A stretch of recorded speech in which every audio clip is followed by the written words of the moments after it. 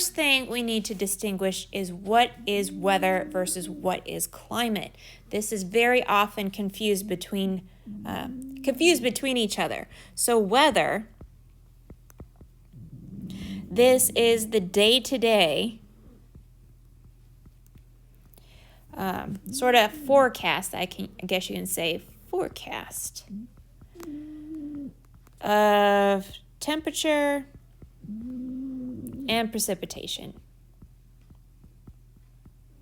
So when you look at your phone or you watch the Weather Channel or you look at things, you'll see what are the odds that we're going to have precipitation, what is the high temperature going to be, what's the low temperature going to be, all these different things we may see happen across the week and throughout a year.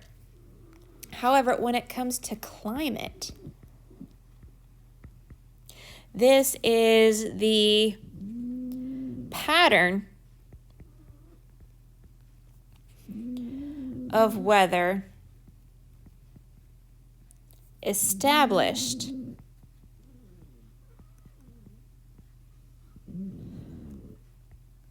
over centuries.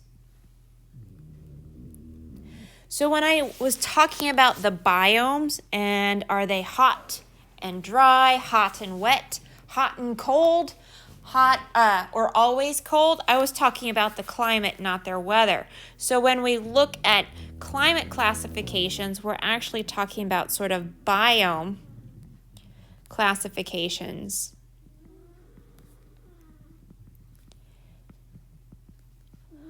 Are based on climate.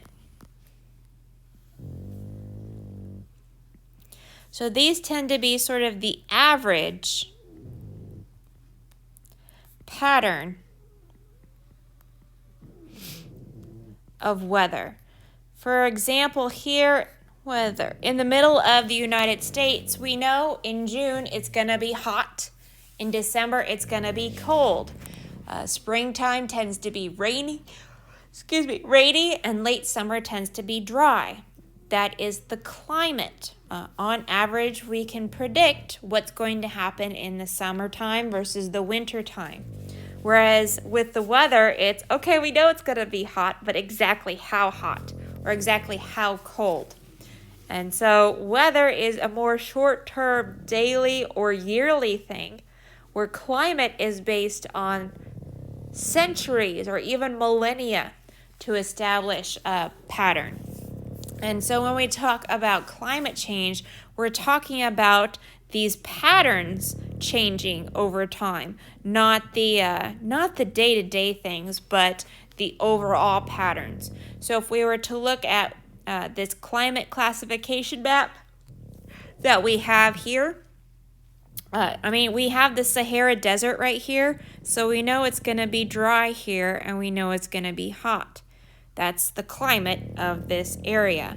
So wherever it's red, we know it's going to be dry, and we know it's going to be hot. So here's some more red. We know the American Southwest is dry and hot. This here is the rainforest. It's really, really wet and hot. So we can see wherever it's going to be blue, it's going to be wet and hot. So this is sort of a predictor pattern that we have on the planet today. It's not to say that this is what the climate has been throughout the history of the planet, but it's what the climate pattern we have today is. And so then we also hear a lot about the greenhouse effect. So what exactly is the greenhouse effect? This is just the absorption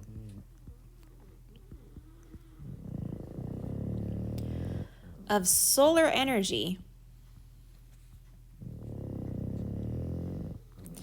into Earth's atmosphere.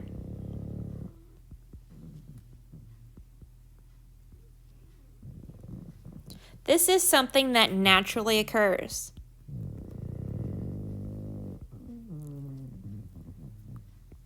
And this is thanks to the ozone layer. So I'm going to say it naturally occurs because of the ozone layer, but also because of our atmosphere. we talked about the different layers of the atmosphere. So the troposphere and the stratosphere really have a lot to do with the greenhouse effect. So everything that is trapped in the troposphere and the stratosphere is sort of what warms up our planet. In fact, without the greenhouse effect, so it would be a GE. Without the greenhouse effect, we'd actually have no life on Earth. If we look at Mars, it has a very thin atmosphere, almost no atmosphere whatsoever. And it is very cold on the planet Mars. And then if we look at the planet Venus, they have a very thick atmosphere, much thicker than Earth's. And it is a very hot planet. It also doesn't help that its atmosphere is sulfuric acid. So if you want a bad case of acid rain, Venus is the place to go. But the greenhouse effect is what makes us a livable planet. And so if you guys remember the passive solar energy from our solar energy, this is all passive solar energy. And we can see what's happening here. So we have all of this solar energy that comes into the planet. Some of it does get kicked out into the atmosphere. Some of it does get all the way to the surface, and some of it hangs out in the clouds. Some of the stuff that's hits the surface is then reflected out. We can see a lot of it is cycled in the planet. A lot of it is sent into the cloud cover. And then a lot of it is sent back out into space. In fact, if we were to add up all these numbers, it would probably be equal numbers. So it's a passive solar energy.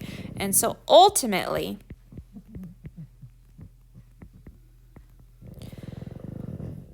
what enters will leave the atmosphere.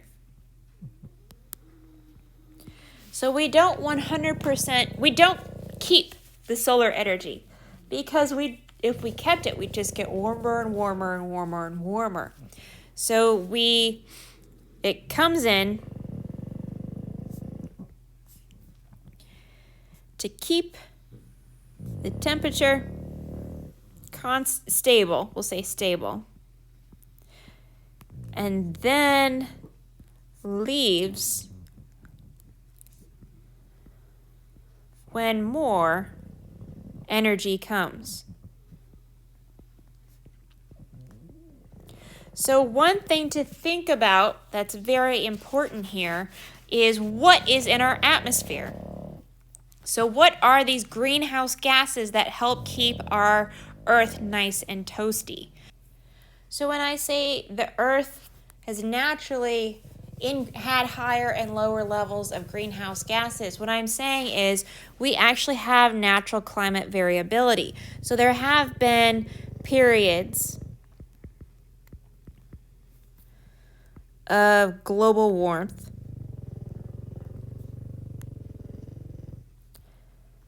and cooling. We know this from ice cores. So right here, this is an ice core. And it actually has air bubbles trapped in it.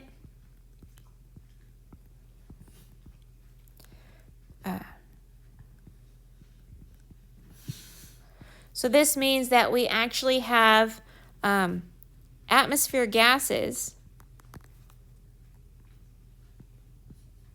from the past. So when we look at the concentration of our different atmosphere gases in these air bubbles, we can see how the temperature has changed throughout a long period of time. Pretty much since ice started forming on the planet, when it started last forming on the planet. So if we looked at this graph down here, this Vostok ice core, this actually comes from Antarctica, because I know Vostok is in Antarctica. And it actually shows us the atmosphere levels for 4.5 million years. So it's 4.5 million years from 1995. And we can see we have periods of warmth and we had periods of cold. So if this is today's temperature, we can see the Earth has been colder. So if we go down here, we go colder. And if we go up here, it's warmer. And so if we follow this line all the way through, we can see we've had colder periods and we've had some warmer periods as well. So we can actually see if the world is warmer than it usually is or if it's actually cooler than it usually is. And as we can see right now, we're sort of in a possible warming phase. So that is how we get our more recent temperatures. But if we look at the whole history of the planet, and since I'm a paleontologist, that's what I do, we can look even further back in time. We can look even further back in time and see how the planet has had when we had periods of hot greenhouse times and periods of icehouse times. And so what we've discovered is we are actually currently in an icehouse period. So what I mean is for most of Earth's history,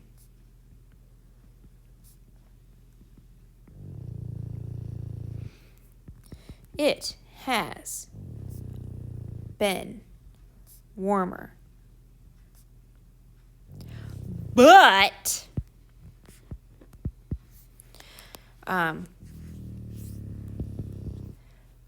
it's actually getting warmer than any time in the history of man. Or almost any time, I should say. So if we go back 4.5 million years, this is a good history of the human race right here. And if we look at these numbers, we can see right now we're sort of at a possible warm period because there was only this period here and then this period here and here and here where it was warmer, whereas it was actually colder for a lot longer during the history of humans than it has been today. So it is getting a little bit warm for the human species. And so that's where we sort of stand today. So it has been warmer and it has been cooler. It's just getting a little warm for the human species. And we can see that there are changes happening that are directly related to human activity. So we do see changes related to human activity.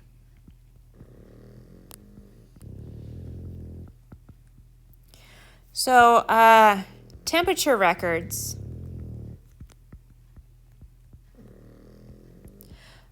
go back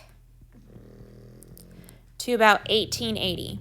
So we first started recording daily and yearly temperatures back in 1880.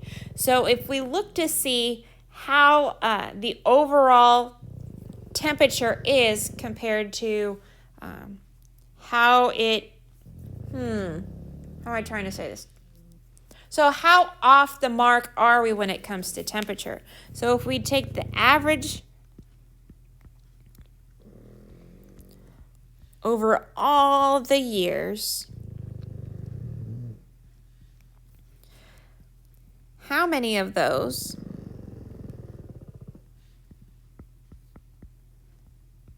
were colder